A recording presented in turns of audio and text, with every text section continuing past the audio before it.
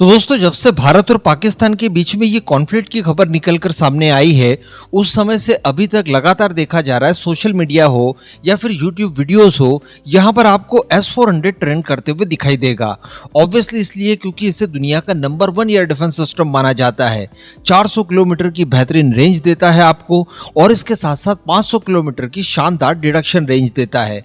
कहने का मतलब, भारत और पाकिस्तान के बीच में जब भी कभी युद्ध होगा या कोई छोटा मोटा कॉन्फ्लिक्ट भी हुआ, तो ऐसी परिस्थिति में आप ऐसा समझ लीजिए कि पाकिस्तान के विमान उसके किसी भी एयरबेस से जैसे ही टेक ऑफ करेंगे, वो भारत के S-400 की पकड़ में आ जाएंगे। S-400 का रडार सिस्टम उन्हें देख पाएगा।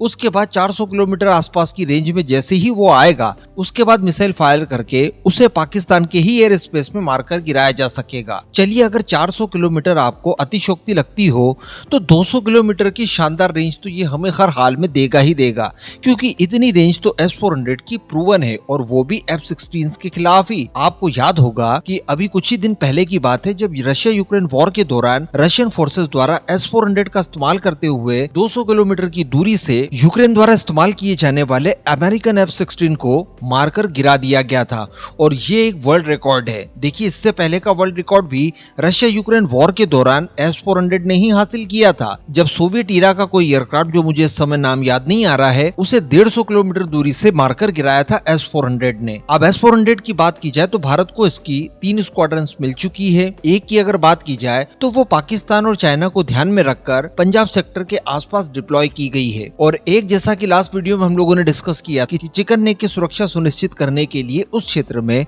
उसे डिप्लॉय किया गया है। अल्टीमेटली भारत के पास इस समय एयर डिफेंस सिस्टम्स के मामले में काफी ज्यादा बढ़त है एज कम्पेयर टू पाकिस्तान, और इस बात को लेकर हम लोग काफी ज्यादा उत्सुक दिखाई दे रहे हैं। लेकिन मैं आपकी उत्सुकता को दोगुनी करने आया हूँ। जी हाँ, क्योंकि यहाँ पर न केवल S-400 बल्कि एक और महाशक्तिशाली हथियार पाकिस्तान के F-16, उसके J-10C या फिर JF-17 की खातिरदारी करने के लिए तैयार है। और ये हथियार कोई और नहीं बल्कि भारत इजराइल का ज्वाइंट वेंचर बराक 8 का भारतीय वर्जन यानी MRSAM है। देखिए, वैसे तो भारत के पास मल्टीपल एयर डिफेंस सिस्टम्स हैं, लेकिन अगर मेनली बात की जाए तो MRSAM और S-400 ये दो बहुत ही ज्यादा गेम चेंजर हैं। इसके बाद नंबर आता है हमारे आकाश का। आकाश भी डिप्लॉयड है, लेकिन अगर बात की जाए MRSAM की, तो 8 अप्रैल की ये खबर आप पढ़ सकते हैं, यानी 2 ही सप्ताह पहले आज से 70 किलोमीटर की रेंज देने वाला MRSAM यानी medium range surface to air missile defence system deploy किया है पाकिस्तान की सीमा से लगते हुए क्षेत्र में। ये मैं आपको बता दूं कि 360 डिग्री का कवरेज आपको देगा। बेहतरीन इसके अंदर रडार सिस्टम का इस्तेमाल किया गया है, काफी क्विक रिएक्शन देने में ये सक्षम है। मीडियम एल्टीट्यूड हो, हाई एल्टीट्यूड हो, लॉन्ग रेंज हो या फिर शॉर्ट रेंज हो, इस तरह के सभी टारगेट्स के खिलाफ ये बखूबी काम करता है। आपको याद होगा कि 8 अप्रैल के आसपास ही, एक्चुअली 1-2 दिन पहले ही, DRDO द्वारा इसे टेस्ट किया गया था, और टेस्ट के तत्काल बाद इसे डिप्लॉय करने की तैयारी कर ली गई थी।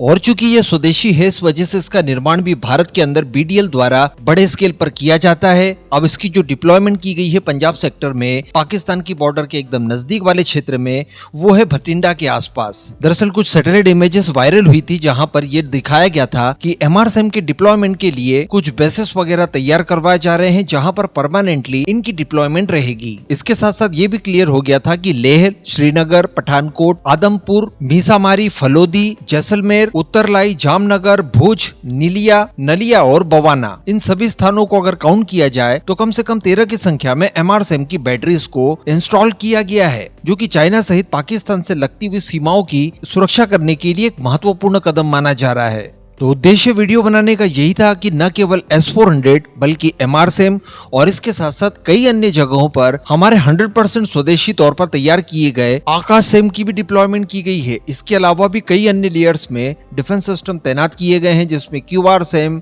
VLSR-SAM जो कि short range, very short range, कुछ क्विक रिएक्शंस के लिए, इस तरह के सभी एयर डिफेंस सिस्टम बखूबी तैनात किए गए हैं। और मैं आपको बता दूं कि ये सारी चीजें 2019 बालाकोट में जब भारत द्वारा एयर स्ट्राइक की गई थी, उसके बाद पाकिस्तान द्वारा जो रिटेलिएट किया गया था, आपस में डॉग फाइट हुई थी, वहां से जितनी कमियां हम लोगों ने महसूस की थी, उन्हें फुलफिल करने के लिए ही ये सारी तैयारियां की गई थी। तो इस बार कोई प्रॉब्लम होती है तो ये बचकर जा नहीं पाएंगे।